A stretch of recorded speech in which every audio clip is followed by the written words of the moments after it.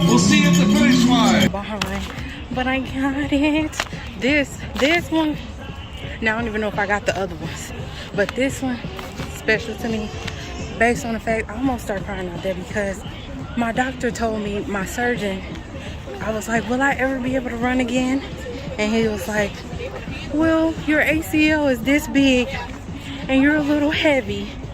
And I mean, he wasn't lying, I ain't mad at him, but I just, you know, the thought that something I took for granted that I was going to be able to do for decades to come, to get it back. It just felt really good to be able to get it back, to reclaim that, the 5K, and being able to get in front of people and be able to move and with speed that I can be proud of, no pain. That was really it for me. I almost cried a little bit, but I didn't cry. Because then I would have been hyperventilating and that would have made me slower. So I chose to hold that together. But I did have that moment of like, wow, I did it. I did the rehab and I moved forward. Proud of me. As usual, proud of me. If you've been wanting to get through Couch to 5K and just, you know, you keep starting and stopping, definitely been there. I think everybody has been there.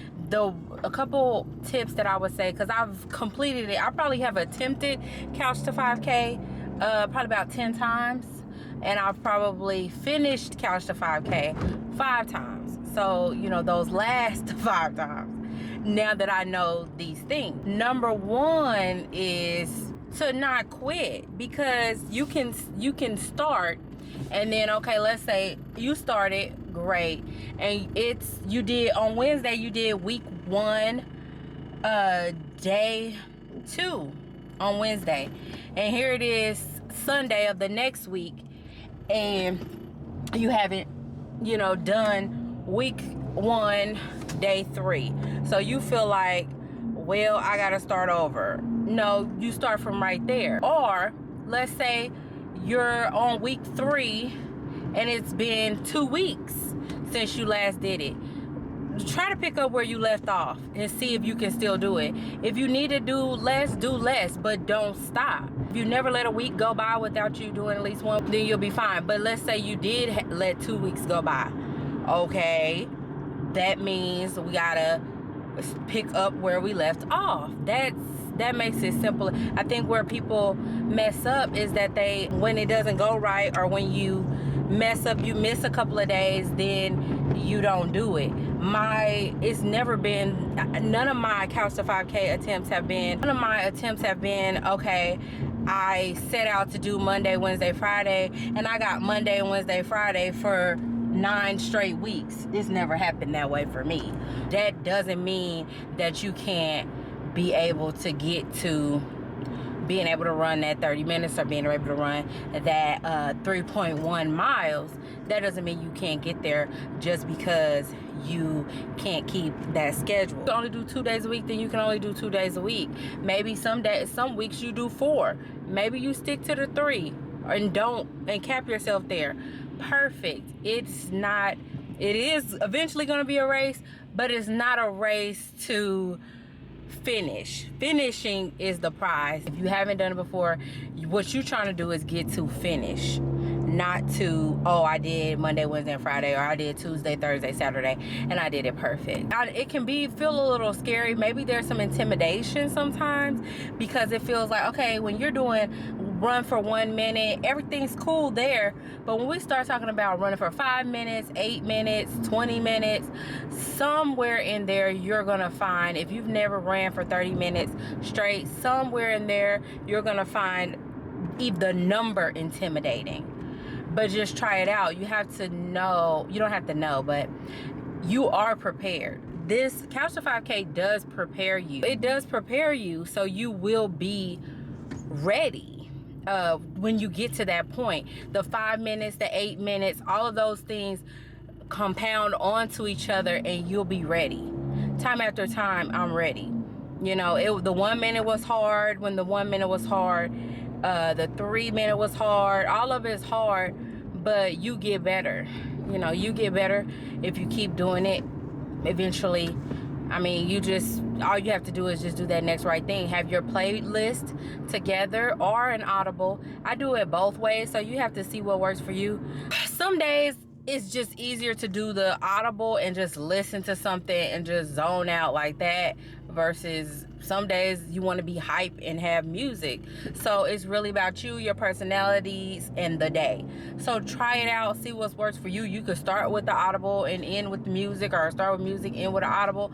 You can mix and match and see what helps you pass time. While you're doing the 1 minute runs, you could have somebody on the phone. They're gonna be running their mouth anyway in your ear, and you can be getting you doing your minute run, and then you could just be like, oh, that's crazy, you know, whatever. I've done that before too. So there's many ways to, you know, get this done and figure it out. Let me say, another tip is to sign up for a race. If you sign up for a race, and don't sign up for a race that's 9 weeks out, let it be like 12 weeks out. I would say no more than 12 weeks out, 10 to 12 weeks out. That way you're not pressed to have to keep that strict of a thing, but you do have a timeline of, I got to get this done. I'm signed up for the race. I've paid money and I'm going to do the race. I was tired of running. I was ready to be done with running long before it was time for my race. I was tired, and I was thinking, this is gonna be my last one. I'm never gonna do it again. But after the race, I'm like, I'm gonna sign up for another one, because I really enjoyed it, and I enjoyed pushing myself in that way. It felt really good to go out there and get a number that I wasn't expecting. I was expecting that it was gonna take me like 45 minutes, and it didn't take me 45 minutes. So I was really proud of that. A couple of things that went right for me, but could have went very wrong. Usually they have you come and pick up your shirt. I got on my shirt today. Your shirt and your bib and all that, they have you do that the night before or days before, and I didn't do that. So that day I was having to look for that to go do that. Luckily they had everything kind of figured out very well, so I didn't have to do too much, which I was thankful for. It was easy to find. It's going to be a walk. Just know you're going to be walking before the race, but you'll be okay. Once you're out there, I'll say one of the things that I did right was like finding people, because I raced by myself. Like, I didn't know anybody there. So one thing I did right was finding people to kind of help me push myself. Like, I may see a guy that's running at a pace that's a little bit more than me, so I'm like, okay, let me just like follow behind him. If I try to stay with him, then that means I'm pushing myself, and then I got lost from him. So then I found this girl, and she was like she will walk and then she would stop walking. Like, she would it was kind of like, I felt like she was trying to race me a little bit, because she would like run, and then when I would she would be walking, then I would pass her, then she would start running, and then when she got ahead of me again, she would start walking. So I was like, okay, I'm thinking, girl, keep going because I'm following you. But no, she just wanted to be lazy. No. And I wanted to be lazy because I wanted to use her to push me. Following some women with a stroller at some point, like, just whoever I feel like is moving at a speed that, okay, this is gonna push me, let me follow them. That's what I'm kind of on while I'm out there.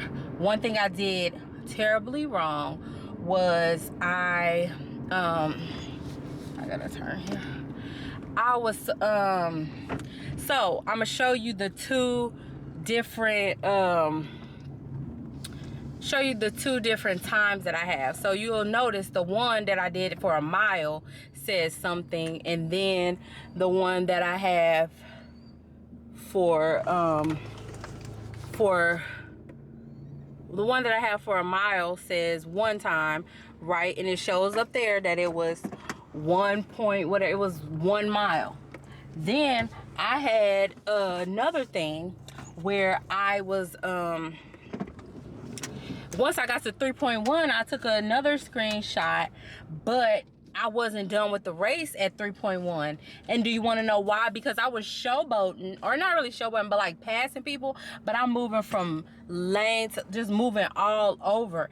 And the thing, my bib is counting the mileage from that.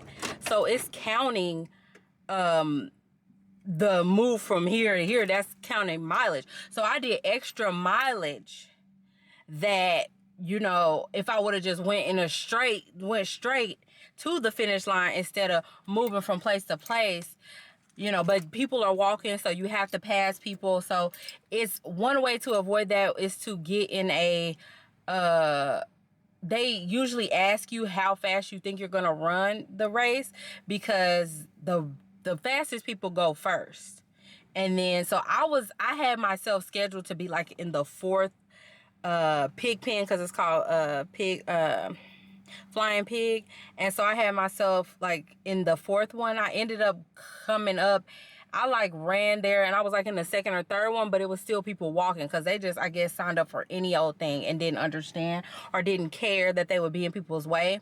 But if you run with a faster group than you, then you won't have to worry about people being in your way. So that's one way I could have avoided that, but I just didn't know. I'm used to the color run and runs that are kind of more for fun, but maybe I'm used to being in the front kind of, because or not in the front, but in a place where I'm not impeded. This was so big, and then we were going through under bridges and stuff like that where we're kind of compact, so you have no choice but there's no room for people to spread out.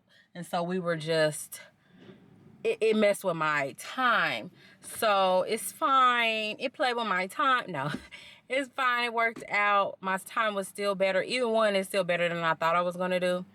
And yeah, so those are the things that I would say do to make sure that you have the best luck with Couch to 5K. I wish you well. I think this time is going to definitely be the time that you get it done. So, you know how you saw me eating some ice cream?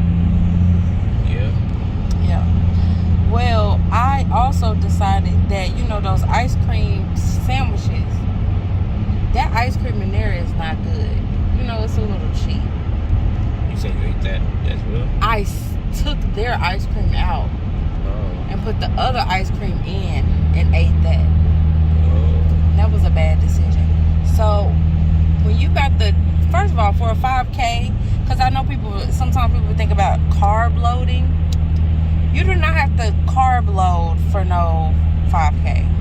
And that's not what I was doing. It was just Friday and I was just eating, and it went a bit far.